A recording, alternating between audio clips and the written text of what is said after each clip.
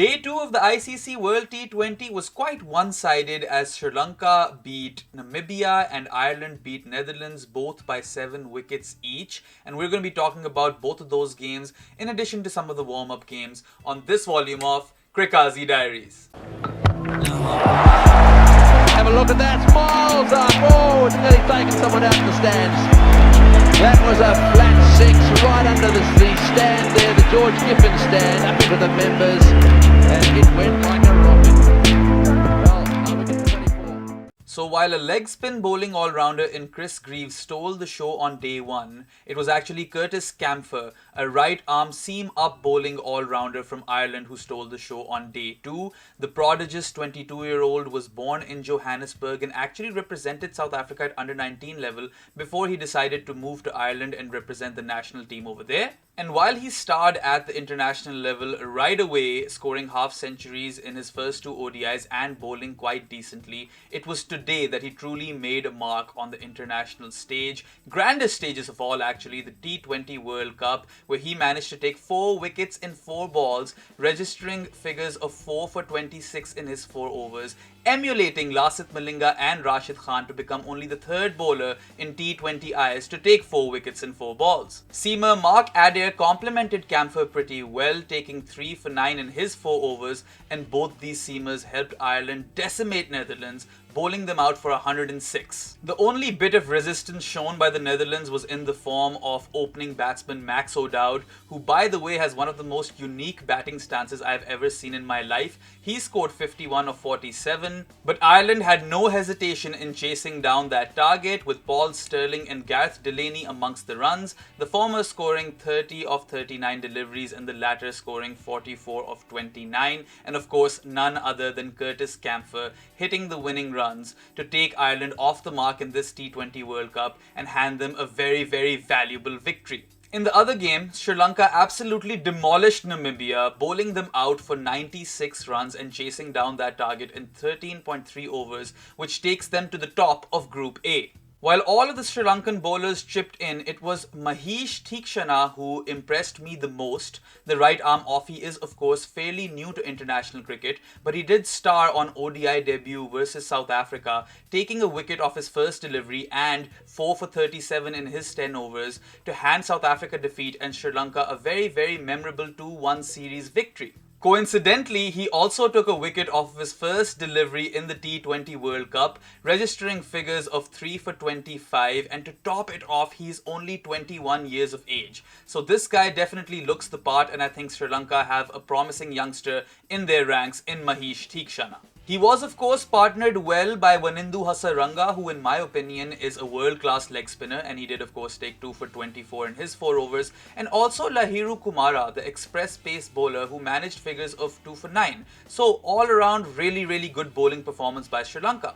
Namibia did fight back briefly, reducing Sri Lanka to 26 for 3, but then Avishka Fernando and Bhanuka Rajapaksha strung up a partnership and took their team home with 7 wickets in hand, the former scoring 30 of 28 deliveries and the latter scoring 42 of 27 deliveries. Now with respect to Group A, I think both Sri Lanka and Ireland will qualify into the next round, and in my opinion it's only going to be a matter of who finishes first, which of course could be decided day after tomorrow when Ireland meet Sri Lanka in Group A, and also Namibia play Netherlands, and you can't write those teams off just yet either because they can pull off a surprise. Given the conditions and their rich cricketing heritage, I do feel Sri Lanka have an edge over here over Ireland, but you never know with cricket, do you? Especially given the fact that Sri Lanka's batting lineup does look quite suspect and Ireland have a knack for surprising big teams. In other news, of course, Pakistan and India both have won their warm-up games against the West Indies and England respectively, and quite comfortably at that as well. Pakistan's bowlers had a field day, barring Shaheen Afridi, who was quite expensive, but then again he did pick up 2 wickets, and I would say overall Pakistan's bowling did really well to restrict a champion team like the West Indies to a score of 130 in 20 overs, a target which they chased with relative ease. Babar Azam and Fakhr Zaman starred with the bat for Pakistan, scoring 50 and a blistering 46. And these are really good signs for Pakistan because an in-form Fakhr Zaman can really hurt opposition. And of course, Babar Azam, he's always amongst the runs and he's absolutely critical to Pakistan's performances. But what was really heartening to see today was that Pakistan seems to have figured out their combination. Opening with Babar and Rizwan, Fakhr at one down, followed by Malik and Hafiz. I think this is the right approach. It looks like a very stable batting lineup and they should persist with this. So this was a very important game for Pakistan with respect to figuring out their combinations just because they had missed out on so much international cricket in the past month or so. On to India's warm-up game. The Indian bowlers took a beating today. They went for plenty. Moeen Ali was at his belligerent best right at the end, scoring 43 off 20, and Bhuvneshwar Kumar was taken apart for 54 runs. That said, Jasprit Bumrah and Ravichandran Ashwin were in fact economical with the ball, even though everyone else went for runs, and the former did treat the viewers with some inch-perfect Yorkers, stuff that we just love to see. Even though India conceded 188 runs, they chased it down quite comfortably. KL Rahul and Ishan Kishan were at their devastating best, and boy, the way these guys are striking the ball, such clean hitting, the whole world should be scared. Given that Rohit Sharma did not even feature in this warm-up game, it's safe to say that India's batting juggernaut makes them the team to beat in this World T20.